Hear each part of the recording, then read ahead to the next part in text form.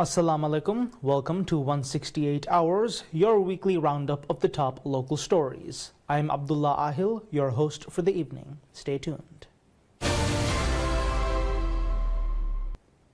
The government fully settles a $500 million sovereign sukuk issued to the international financial market in 2021, utilizing capital drawn directly from the Sovereign Development Fund and official reserves.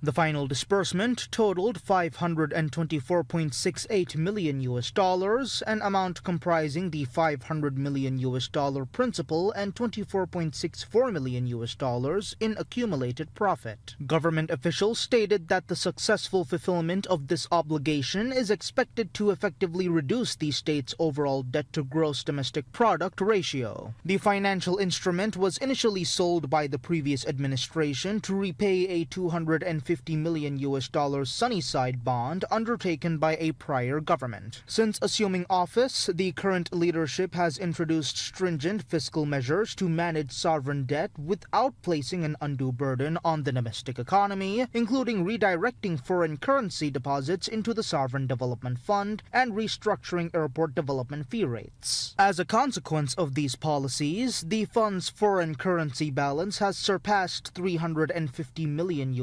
for the first time, while official reserves climbed to $1.3 billion by the end of March. Official records indicate this marks an unprecedented milestone in the country's history. With the sukuk settled, the government underscored that its priority remains the uninterrupted provision of essential services. Officials also noted that negotiations with the Abu Dhabi Fund for Development to roll over a $100 million bond maturing this month have been completed as the administration seeks to align monetary policies with global dynamics to sustain fiscal stability.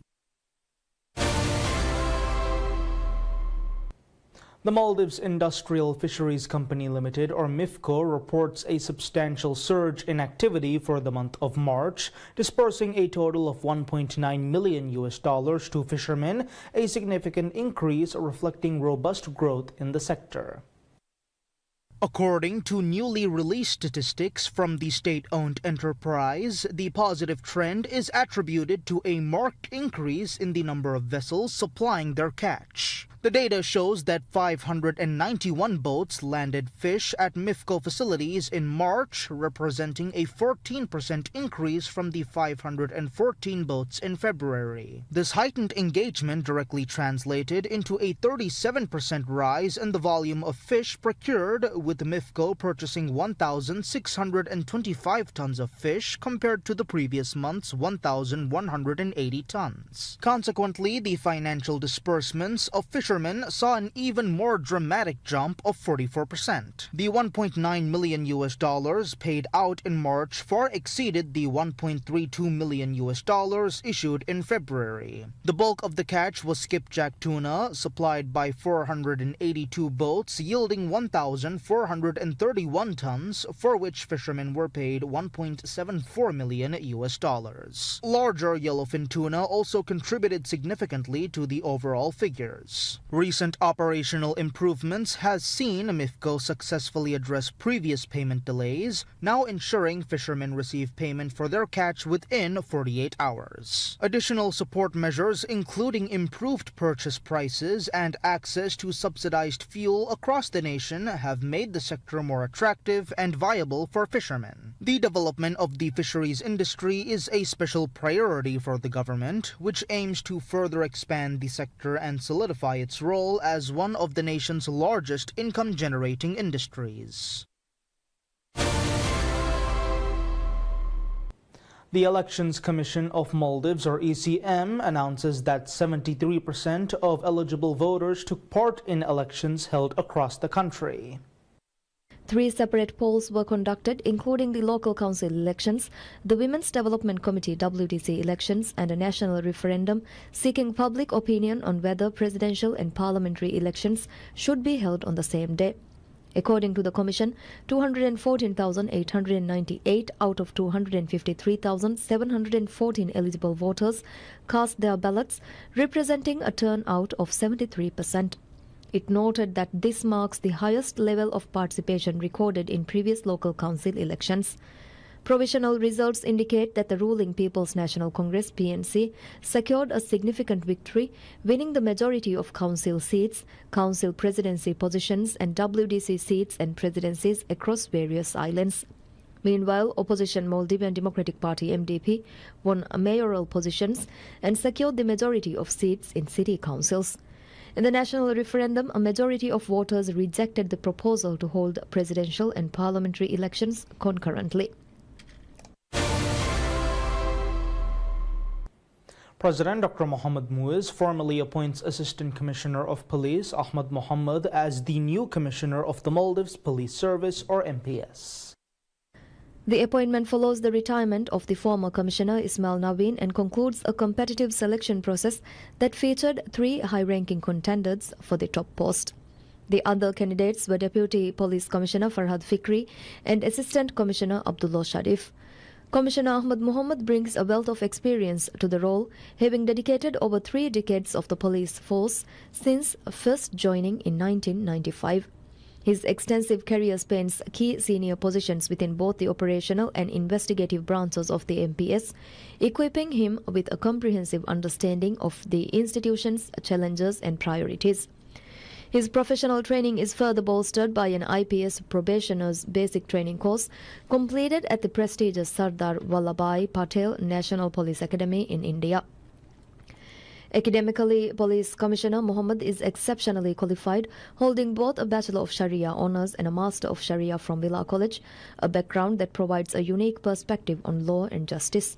In assuming command, Commissioner Ahmad Mohammed has received the full assurance of cooperation from the Maldives Police Service.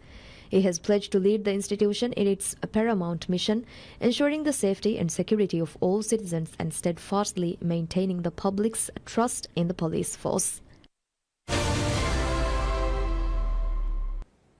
The development of Project Ayla, the inaugural sustainable township in the Maldives, advances at a rapid pace following the conclusion of all land reclamation and design phases, according to a recent statement by Invest Maldives.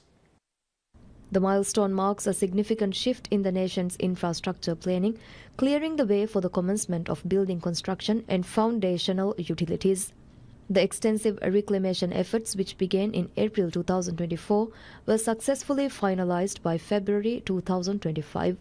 The operation utilized approximately 6 million cubic meters of sand to create the new landmass, with comprehensive coastal protection measures, including the installation of revetment walls, now fully completed to secure the shorelines.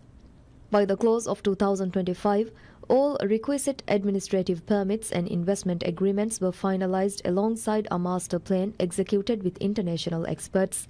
President Dr. Mohamed Muiz officially inaugurated the project in January, signaling a phase that encompasses essential amenities for a staff village and foundational roadways. Invest Maldives said, guided by international consultants, landscaping and preparations for permanent edifices are advancing. The initiative integrates renewable energy and smart technology to create a self-sustaining urban center. The blueprint features luxury residential villas, an ultra-luxury resort, a marina, and the Global School of Hospitality and Leadership. To address national food security, a 17-hectare zone is dedicated to an integrated agriculture and fisheries system. Engineered to generate at least 60% of its energy from renewable sources, the government aims to bring the city into full operation by the end of 2028.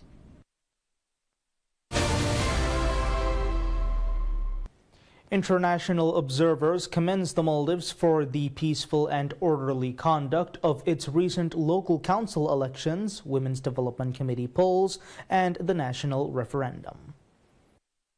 Following a comprehensive monitoring mission spanning the nation's northernmost atolls to its southernmost islands, observers' team reported a smooth electoral process marked by transparency, professionalism, and adherence to democratic standards.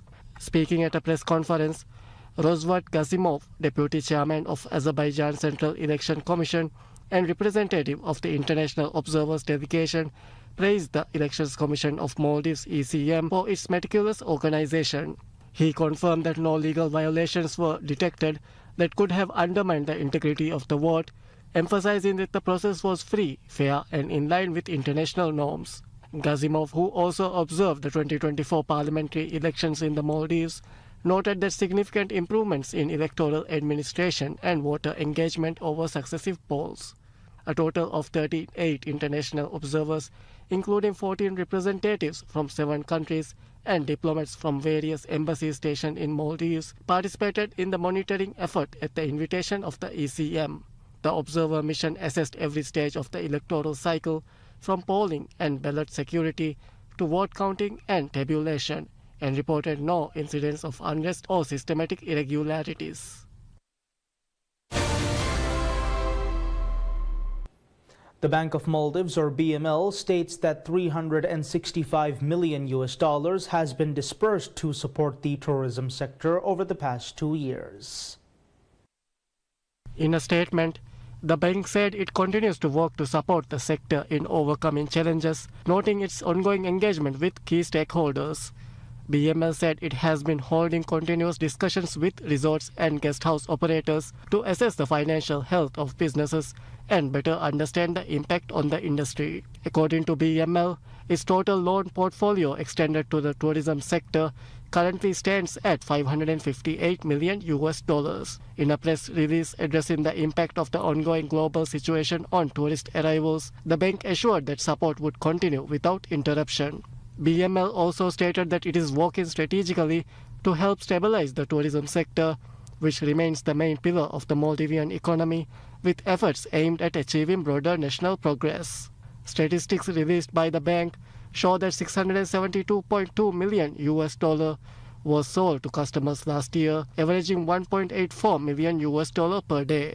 This represents a 70% increase compared to the previous year. In 2025, BML sold $175 million to businesses, including $104 million to small and medium-sized enterprises.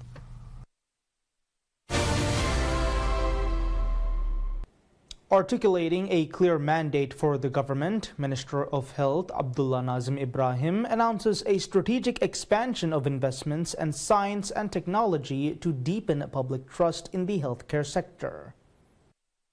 In a special address commemorating World Health Day, Minister Abdullah Nazim outlined a strategic vision to sustain a medical system that commands the absolute confidence of citizens, noting that the occasion serves as a critical reminder of physical, mental, and social well-being across individual, familial, community, and national levels. Aligned with the World Health Organization theme, Together for Health, Stand with Science, the minister highlighted that integrating scientific methodologies is essential to ensure initiatives are rooted in modern science, empirical laboratory results, technical expertise, and practical experience. Attributing historical achievements, including successful immunization campaigns, the total eradication of specific diseases, and advancements in medical treatments, to evidence-based data, Minister Abdullah Nazim described the Maldives as a technologically fluent nation where health policies remain shaped by scientific clarity. To ensure quality, safety, and accessibility across all public health services and hospitals, the minister assured that the administration is actively increasing strategic investments in medical research, the procurement of cutting-edge technologies, and robust professional capacity building to ensure the enduring resilience of the national healthcare system.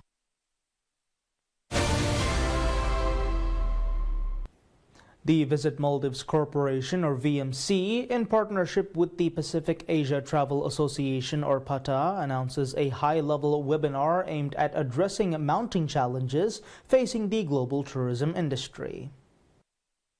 Titled The Conflict Playbook for Travel, Adapt, Pivot, and Lead Maldives Edition, the session is scheduled for Thursday on the 9th of April 2026 at 1 p.m. It comes at a time when escalating tensions in the Middle East are increasingly disrupting international travel patterns. The ongoing conflict has extended its impact far beyond the region, affecting aviation routes, driving up fuel costs, and influencing traveler behavior worldwide. Key aircraft corridors across the Middle East have been subject to restrictions, forcing airlines to reroute flights and lengthen journey times. At the same time, jet fuel prices have risen sharply by as much as 50 to 60%, placing further strain on the sector. According to estimates from the World Travel and Tourism Council, the disruption is costing the global tourism economy approximately $600 million per day in lost visitor spending. For the Maldives, whose economy is heavily reliant on international air travel, the stakes are particularly high.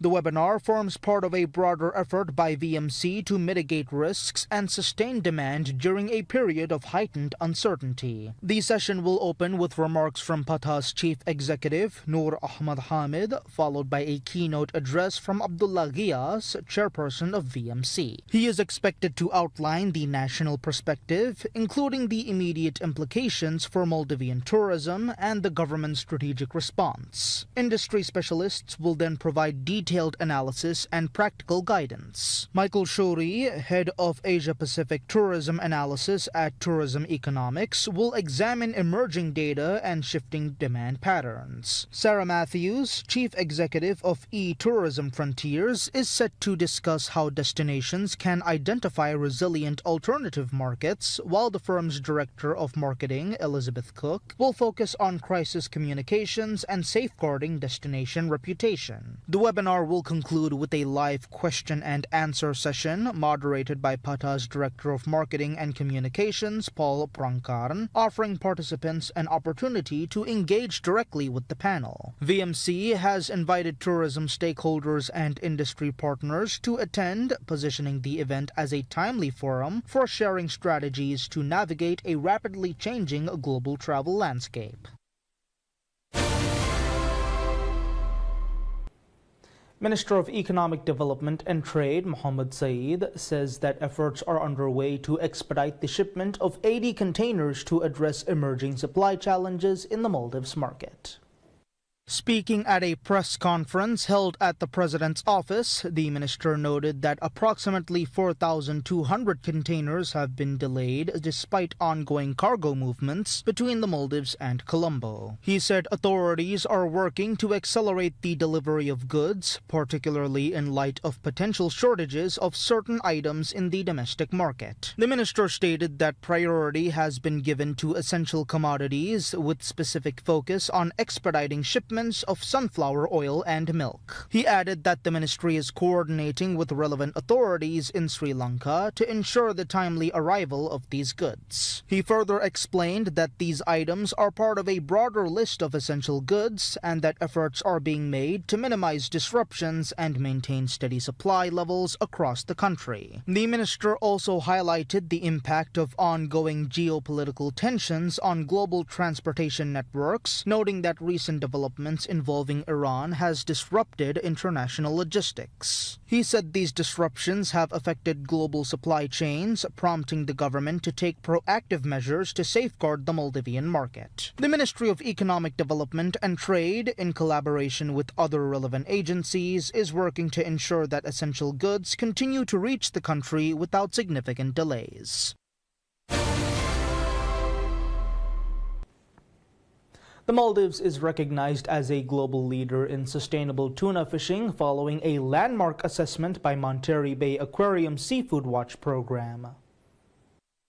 The Ministry of Fisheries and Ocean Resources said new ratings from the Monterey Bay Aquarium Seafood Watch initiative marked the first time country-specific guidance has been issued for tuna fisheries. In the latest update, Maldivian skipjack and yellowfin tuna have both been classified as a best choice for sustainability. The ministry described the development as a historic milestone, noting that the Maldives is the only country in the Indian Ocean where both species consistently achieved the top rating. The assessment highlights significant differences in sustainability performance across tuna fisheries in the region, placing the Maldives at the forefront due to its traditional one-by-one fishing methods. These include pole and line and handline techniques, which are widely regarded as having minimal environmental impact and low levels of bycatch. Fisheries Minister Ahmad Shiam said the recognition was a proud moment for the country. The ministry said the recognition reflects decades of efforts by fishermen, industry stakeholders, and government bodies to promote responsible fishing practices and marine stewardship.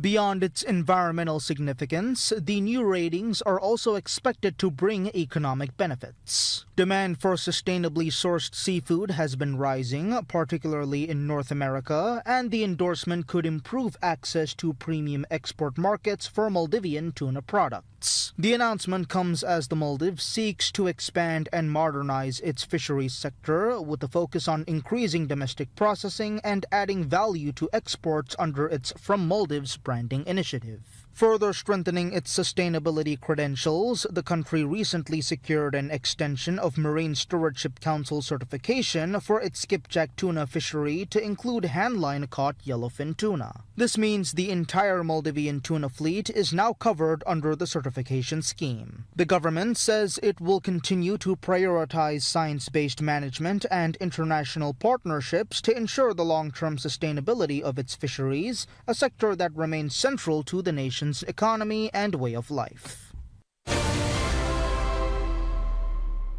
In a decisive move to shield the national economy from the fallout of the conflict in the Middle East, the Privatization and Corporatization Board, or PCB, issues a stringent new directive mandating deep cost-cutting measures across all state-owned enterprises and their subsidiaries.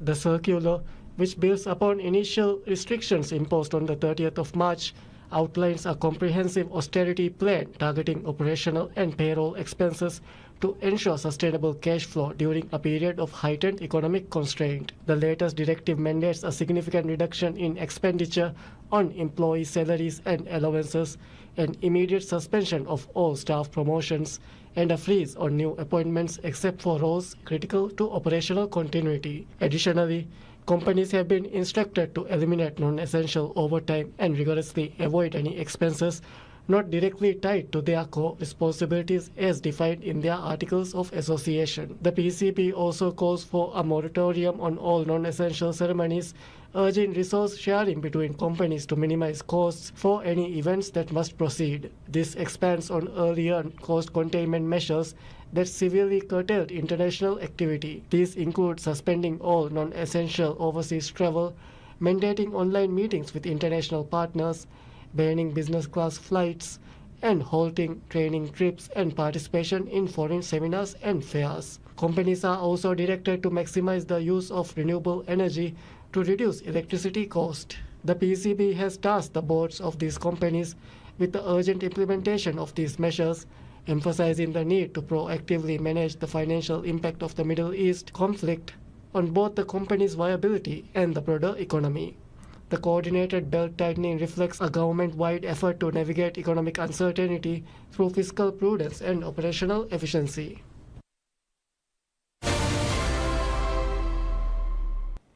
And that's all the news we have for this week's 168 Hours. We will bring you further updates in the next week.